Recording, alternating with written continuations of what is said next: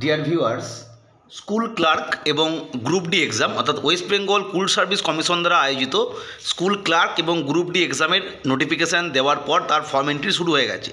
এই জায়গা থেকে বেশ কিছু কোয়েশ্চেন মূলত ফর্ম এন্ট্রি রিলেটেড অনেকে জিজ্ঞাসা করছো আমাদের কমেন্ট সেকশনে। মোটামুটিভাবে 3টে কোশ্চেন বা 4টে কোশ্চেন আলোচনা করলে এই সমস্ত বিষয়গুলোর সমাধান মিটে যাবে।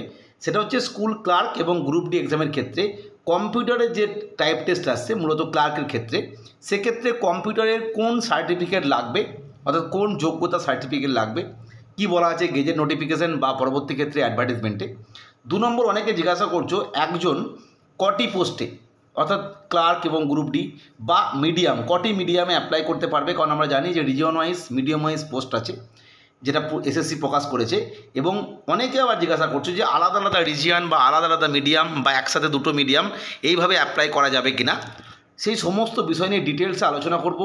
তাই তোমরা যারা এই বিষয়ে জানতে আগ্রহী তারা অবশ্যই ভিডিওটি স্কিপ না করে পুরোটি দেখো। তাহলে তোমাদের যদি এই ধরনের কোনো সমস্যা থেকে থাকে এই রিগার্ডিং ফর্ম এন্ট্রি রিগার্ডিং, তাহলে সেই সমস্যা আশা করি আর থাকবে না এই ভিডিওটি দেখার পর। আমরা তোমাদের সুবিধার্থে একদম ফ্রিকুয়েন্টলি আস্কড কোয়েশ্চেন হিসাবে বেশ কিছু কোয়েশ্চেন রেখেছি এই রিগার্ডিং, যেগুলো আমি পূর্বে আলোচনা করলাম। প্রত্যেককে দেখো তাহলে বুঝতে পারবে। 1 নম্বর হচ্ছে কম্পিউটার সার্টিফিকেট, কোন সার্টিফিকেট এক্ষেত্রে লাগবে নোটিফিকেশানে উল্লেখ করা আছে। এখানে মনে রাখতে হবে অ্যাকাডেমিক বা প্রফেশনাল কোয়ালিফিকেশন হিসাবে অনলি যে অ্যাকাডেমিক মান অর্থাৎ 8 পাস ডি এর ক্ষেত্রে, ক্লার্কের ক্ষেত্রে 10th পাস, এটা কিন্তু উল্লেখ করা আছে। কোনোরূপ কম্পিউটার সার্টিফিকেট সেটা ডিপ্লোমা কি কোর্স 6 মাসের সে কিচ্ছু উল্লেখ নেই, অর্থাৎ কম্পিউটারের সার্টিফিকেট লাগবে না। কিন্তু ক্লার্কের ক্ষেত্রে কম্পিউটার টাইপ টেস্ট হবে এবং তার একটা নাম্বার আছে, অর্থাৎ সার্টিফিকেট লাগবে না কিন্তু কম্পিউটার তোমায় জানতে হবে, না জানলে কিন্তু পরবর্তী ক্ষেত্রে কম্পিউটার টাইপ টেস্টের পরীক্ষায় তুমি ব্যর্থ হবে। 2 নম্বর প্রশ্ন, কটি পোস্টে আবেদন করা যাবে। মনে রাখতে হবে এখানে কিন্তু 2টি পোস্ট, একটা ক্লার্ক একটা গ্রুপ ডি, 2টি পোস্টে একজন আবেদন করতে পারবেন, অর্থাৎ একজন ক্যান্ডিডেট 2টি পোস্টই আবেদন করতে পারবে। 3 নম্বর প্রশ্ন, কটা মিডিয়ামে অ্যাপ্লাই করা যাবে। মনে রাখতে হবে একটা পোস্টের জন্য একটা মিডিয়ামেই অ্যাপ্লাই করা যাবে, অর্থাৎ ক্লার্কের ক্ষেত্রে একটা মিডিয়ামে অ্যাপ্লাই করলে, আবার গ্রুপ ডির ক্ষেত্রে আর একটা মিডিয়ামে অ্যাপ্লাই, অর্থাৎ একটা পোস্টের জন্য একটা মিডিয়াম, অর্থাৎ ক্লার্কের ক্ষেত্রে হয়তো Bangla medium, English medium, Nepali medium এরকম করা যাবে না, যে কোনো একটা পোস্টের জন্য যে কোনো একটা মিডিয়ামে অ্যাপ্লাই করা যাবে। 4 নম্বর, কটা রিজিয়নে অ্যাপ্লাই করা যাবে। একটা পোস্টের জন্য একটা রিজিয়নেই অ্যাপ্লাই করা যাবে, অর্থাৎ ক্লার্কের জন্য হয়তো ওয়েস্টার্ন রিজিয়ন করলে, আবার গ্রুপ ডির ক্ষেত্রেও ওয়েস্টার্ন রিজিয়ন করলে সেটা আলাদা ব্যাপার, অর্থাৎ একটা পোস্টের জন্য একটা রিজিয়ন চয়েস করতে পারবে।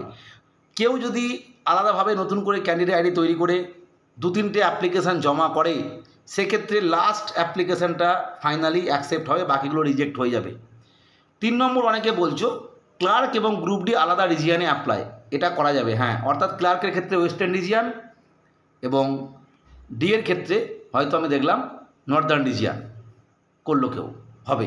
6 নম্বর, ক্লার্ক এবং গ্রুপ ডি আলাদা মিডিয়ামে অ্যাপ্লাই করা যাবে, অর্থাৎ ক্লার্কের ক্ষেত্রে অন্য একটা মিডিয়াম মানে বেঙ্গলি মিডিয়াম, গ্রুপ ডির ক্ষেত্রে হয়তো নেপালি মিডিয়ামে কেউ অ্যাপ্লাই করতে চাইছে। সেটা কি সম্ভব? সেটাও সম্ভব, কিন্তু শর্ত সাপেক্ষ। রিজিয়নের ক্ষেত্রে কিন্তু কোনো সমস্যা নেই, কেউ চাইলে হয়তো ক্লার্কটা ওয়েস্টার্ন রিজিয়নে করলো, গ্রুপ ডিটা ইস্টার্ন রিজিয়নে করলো, করতে পারে।